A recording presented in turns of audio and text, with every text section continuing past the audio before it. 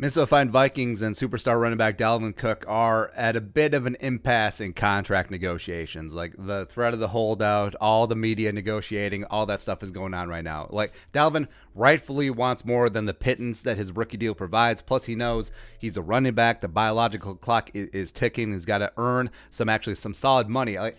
He hasn't made a lot in the grand scheme of things of the NFL. Just because of being a second-round rookie, just because of being a running back. He's got to get the dough now because you never know what's going to happen. A lot of good running backs are aged out before 30 years old, right? So Vikings rightfully have reservations about giving him big long-term money because of the running back position. It is the position of attrition.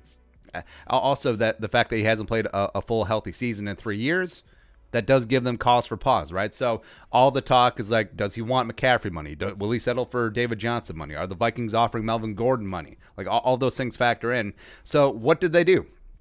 What do they do? I think the Vikings and Dalvin should strike a one-year compromise. And it's not going to make everyone completely happy, but of course you do have to give and take a little bit in negotiations when you do compromise. And I think that giving the Vikings giving in and paying a little bit more in 2020 and giving up that long-term deal on Dalvin's side, I think that makes a lot of sense. So here's what we suggest. Tear up the final year of his rookie deal, right? And then pay him the equivalent of the running back transition tag for 2020. So that's at $8.483 million, right? So it rewards Dalvin short term and allows the team to see if 33 can stay healthy and productive to warrant that long term big money deal, right? So that's what we said all along. It's like 2020 is the proving year for Dalvin and for the team. And the fact that, Dalvin potentially threatening to hold out, even though holdouts don't really have a lot of teeth in the new CBA, Vikings do seem to want to make things work with their running back. I mean, the Vikings do have this long history of taking care of their own. I think this could check all of those boxes. So how would it work?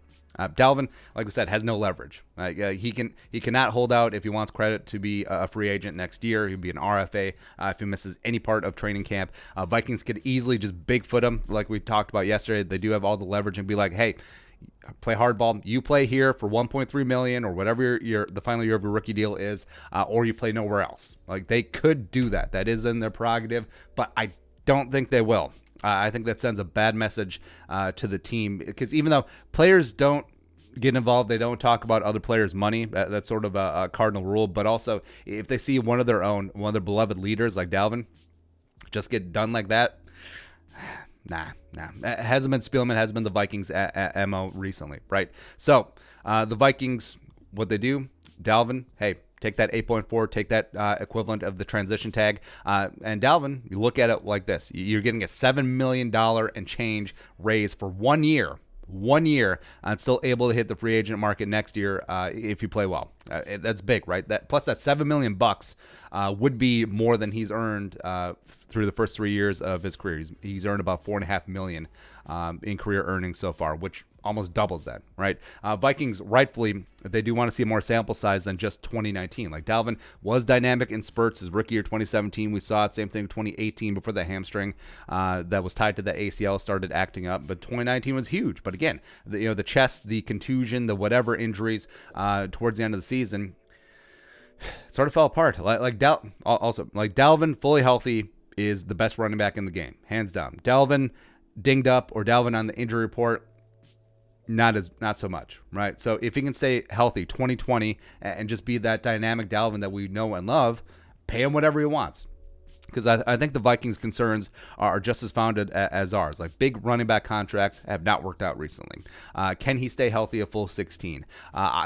If I was Vikings, I would be very hesitant about giving him 12 to 16 million per year, given the position and given Dalvin's injury history. So getting more information, I think, would be paramount for the Vikings. And I think it would benefit both sides. I think it would be a good look for the team to, hey, rewarding one of ours. We don't necessarily have to. We always like to take care of our own players. And also the Vikings are hedging their bets. They can make it work with the cap. The Vikings have $12.267 million in cap space currently via over the cap. And Dalvin gets basically like a 300% raise on the final year of his deal. And if he proves he can do the damn thing yet again for a full season, he sets himself up for a monster payday either in free agency or with the Vikings going forward. So I think that that's a compromise that could work out for both sides, but since it makes so much sense, it's probably not going to happen. So there you go.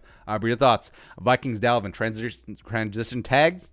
I'm good at English. 1 year, uno. Let us know in the comment section below. Subscribe for daily Vikings takes. If you want to support the work, pull us on the Venmo. Please give us a follow on social media as well. But the next time, Skol, production value.